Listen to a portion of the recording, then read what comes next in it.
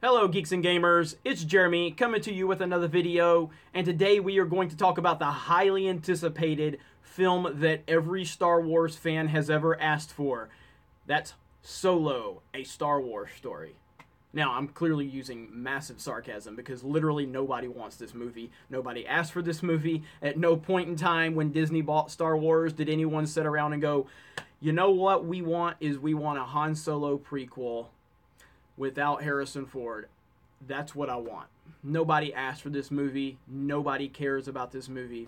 But there are people like myself that will go see anything Star Wars, and so Disney will definitely make money off of this movie.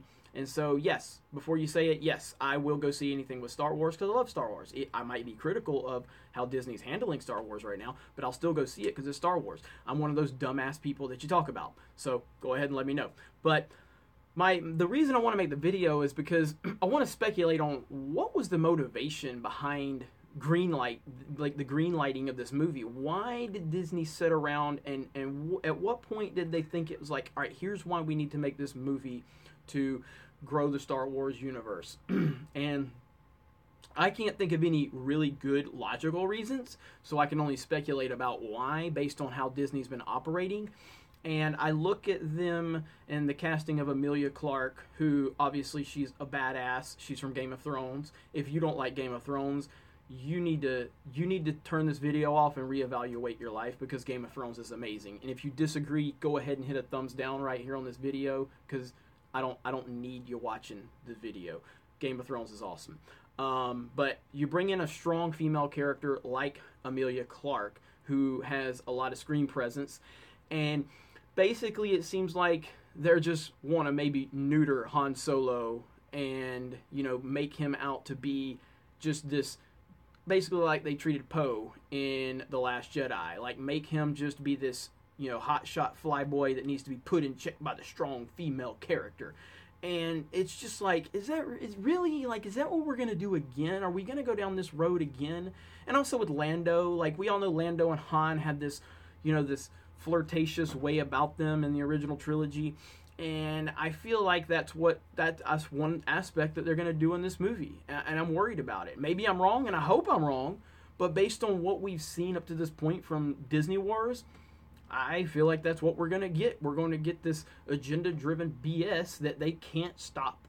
They just can't help themselves at this point. They just have to do it. And so it'll be interesting. That's about the best I can say. That's about the most complimentary thing I can say about this movie. I mean, at the end of the day, the movie's being made. It's going to be released. And there are aspects that I'm at least somewhat interested in. I do want to see a little bit of the backstory. Now that it's a reality, it's happening. Might as well have some interest. I want to see the Falcon. I want to see, Chewie and Han and all these things. I think Donald Glover's probably going to steal the show because he's a fantastic actor. And I think he's going to be great. But even if this movie's good, who cares? Like, we want an Obi-Wan movie. We want to visit the Old Republic. We don't care about this garbage at all. And it's going to be interesting to see how this performs financially. I said this on another video, but coming off The Last Jedi and the really bad reaction that The Last Jedi has gotten, I think this is the worst time ever for this Han Solo movie to release. It feels like the perfect storm to really make this movie fail. It's still going to make money.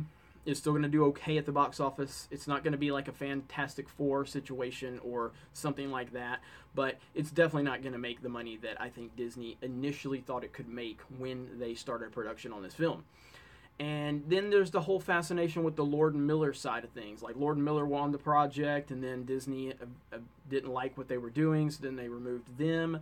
And now Ron Howard is on, who's like the safest choice in the world to come in and do exactly what Kathleen Kennedy wants, which works right up her alley for what she's trying to do right now with Disney Wars. And it's going to just, man, I don't have high hopes for this movie. And I just, part of me does just want to watch it for the train wreck that I think it's going to be. I'm fascinated with the Lord and Miller version. Apparently it was a full-fledged comedy and it was like a parody. And at this point, I would be more interested in a parody Han Solo movie than what I feel Disney's going to do with this one. But we shall see. It will be interesting nonetheless. But I think it's a bad time for this movie to come out. we'll see.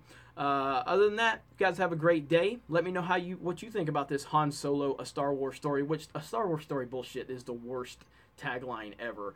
Please move away from that. Go back to the anthology.